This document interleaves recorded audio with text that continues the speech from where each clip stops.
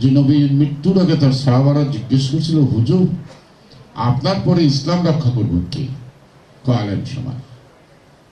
তাহলে ইসলাম ধ্বংস করবেন কে? আলেম সমাজ।